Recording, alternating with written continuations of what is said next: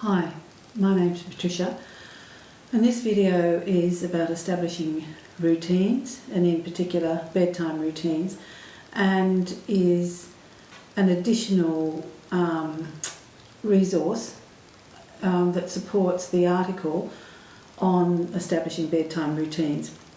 If you'd like to read that article, there's a copy of it on this website in the articles page, so I suggest you read that when you get a chance. So the core component of establishing any sort of reasonable routine, especially in terms of bedtime routine, in this case the core component is about the number of hours sleep that a child of certain ages needs.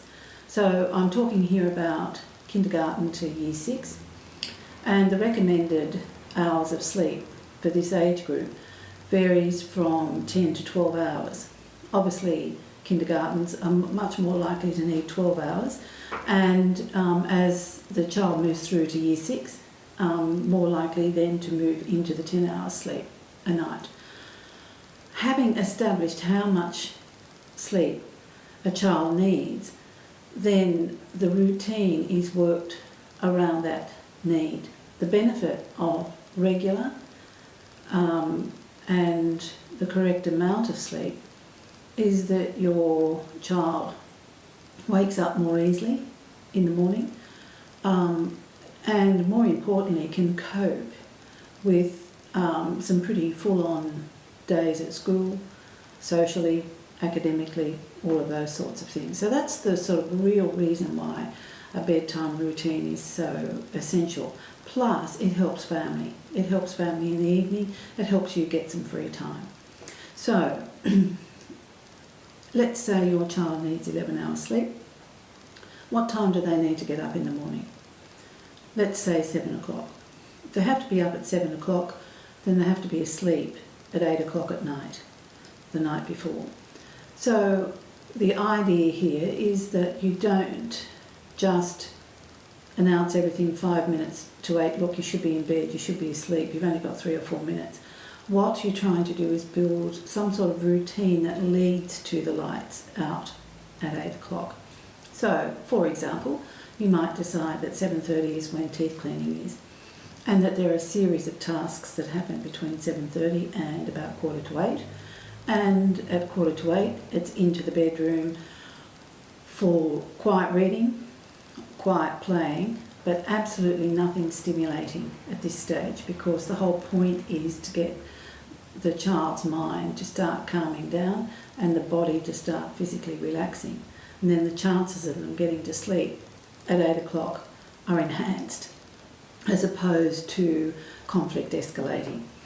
So it's all very well in theory, but what are the challenges that happen that can sort of sabotage your effect, your aim in having an effective bedtime routine?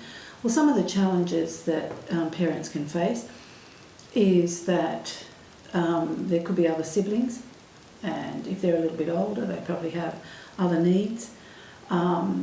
They may need ferrying around for basketball matches or whatever it might be. So it can be very tricky fitting in this quietening down and getting to bed at a certain time. So even to use the bedtime routine as the reason that you eat at 6:30 or 7:15 to allow enough time for all these other routines to take place. So you will know what will work for your family, and then it's a matter of sticking to it for at least 2 weeks before the routine actually starts to take hold, and that's where it becomes a tall order. But it's worth it, because in the end you can plan your evening and everybody else can plan their evening, because it's not full of a child coming out all the time wanting attention in some way. So there's that. The other one that's a challenge is when the child is between two houses. The best solution to this, of course, is to have both parties to agree that the bedtime is the same time. If that's the only thing that is agreed, it is a huge step, because what it means is everybody's on the same page And it's much easier for both people then if the agreed time is 8 o'clock. There is no argument. It's simply the routine happens, you go to bed, it's lights out. There are a few of the things that you might consider in trying to establish an effective bedtime routine. If you have trouble with that or with anything else, think about joining one of the parent groups. There are only 4 people in the group and there are 4 sessions, each of 1 hour in length. So it's all contained. And in that time you learn some skills, especially of the issues that are of concern with the child that is of concern. If you want more details, go to the Parents and Their Relationships page on this website and the details are there. If you're the sort of person who would like to work on whatever your challenges are individually, so that it's very specific to what your needs are, then the individual mentoring program might be best for you. So I suggest, again, go to the Parents and Their Relationships page, read a little bit more about things, and then if you want to follow through with anything, the contact page has got registration or a contact email for me should you need to contact me. So I hope that that's been of some help. And soon I'm going to put another video up on computer games. Are they good or bad? Thanks.